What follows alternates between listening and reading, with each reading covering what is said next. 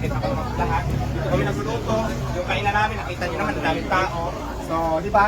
Parating ko na nabiligan natin yan. Opo, sige po. Ganun na lang po. Kasi hindi naman kasi basta sinabi, nasara na kaagad kasi anak ko ito eh. Ngayon, nakikita ko kasi ang dami naninira sa akin. So, hindi ko alam kung sino ba talaga itong tao na to. Hindi ko alam kung sa kilala eh. Di ba? Kung totoo man to, kaya kailangan ko din siya makaharap. Kung saan man kami sa proper dito kami makaharap. Basta, ginawa niya sa akin to. Ang gusto niya mangyari, negosyo to sir eh. Anak buhay namin to, hindi lang ako lahat. Dito kayo umaasa, tapos sisiraan niya na ako ng ganun-ganon. So, hindi man din ako papayag sir, na ganun lang din ang gagawin ko sa kanya, gagawin din gagawin niyo. So, sige. Kasi hindi naman ako papayag na sarain lang ako ng kung sino-sino para lang maisara yung tindahan ko sa dami ng galit sa akin. So, wala tayong tinatago, nandiyan lahat ng camera, pina-SP ko sa inyo lahat. So, nakita nyo naman. So, kung ano man po yung problema, harapin ko naman. Pero dito sa tao na to, gusto ko rin siya makaharap sa proper venue. Tumawag lang ako sa lawyer ko, papalan namin to ng kaso. Kasi isa pa pong tanong sir,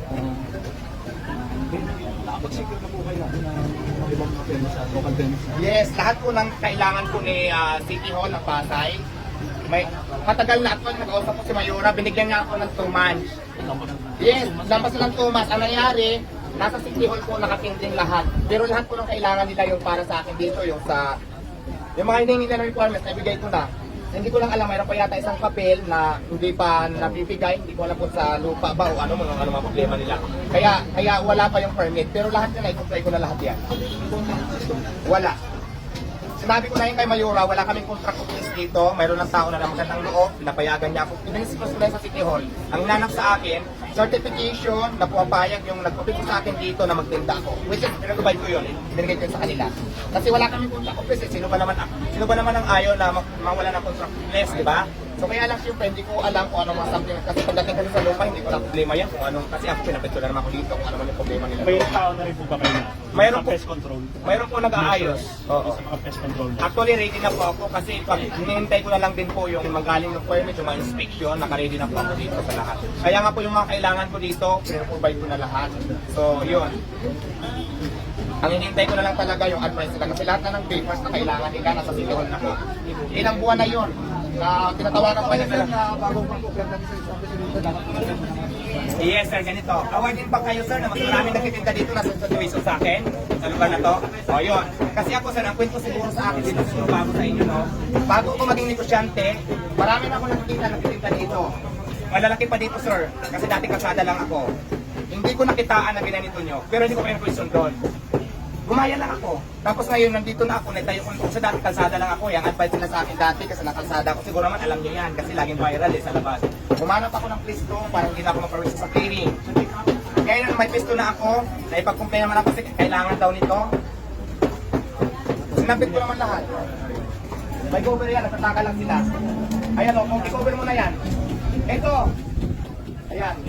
O, ngayon sir, kasi tinatakan nyo yan kasi 40,000. Nakaganito na yan sir. Ayan, bakit yan?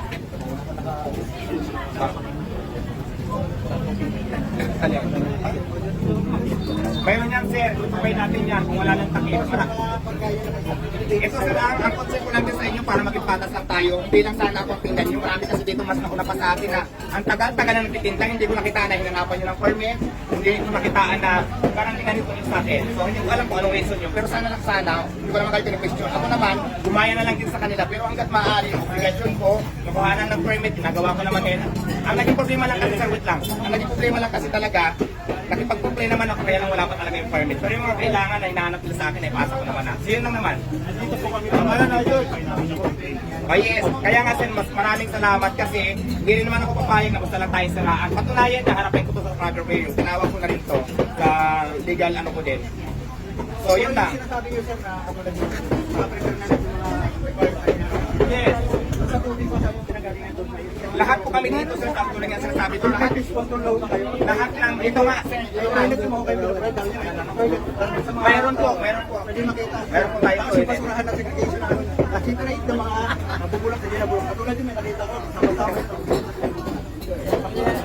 Yes sir, wala pa nga. Inintay ko nga kasi talaga, di ba, nag-antay ng permit. Kung anong advice nila na gagawin ko, yung pang-improve ko. Wala pa kasi permit eh, hindi ko pa nga alam kasi bago lang kasi magdahan eh.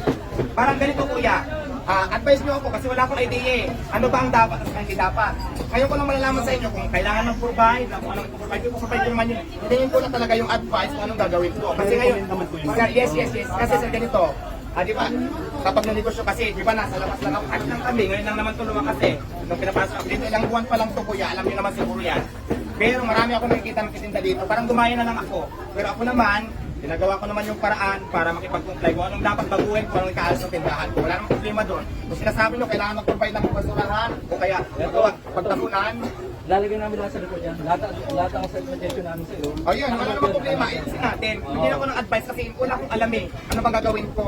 Kung ano bang ikabubuti para ma-improve pa yung Diwata Paris. Kung nandiyan kayo, kagayad nyo ako na kuya, gawin mo to, wala kang tapunan ng basura, so gagawin natin yan. Bigyan mo ako ng isa, one by one. Wala naman problema doon, may pag-coordinate naman ako sa inyo, may pag-comply naman ako sa inyo para sa kaya sa tindahan ko. Ng lahat ng customer ko. Para sa kabubuti. Ikabubuti, yes naman po. Kumakain.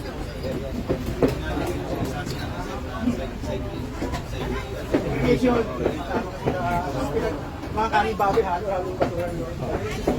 Wala nga, pag walang tapos na pupasok namin, hindi namin sa mga sama, naamoy namin yung iba. Nag-drink namin sa kayo nila.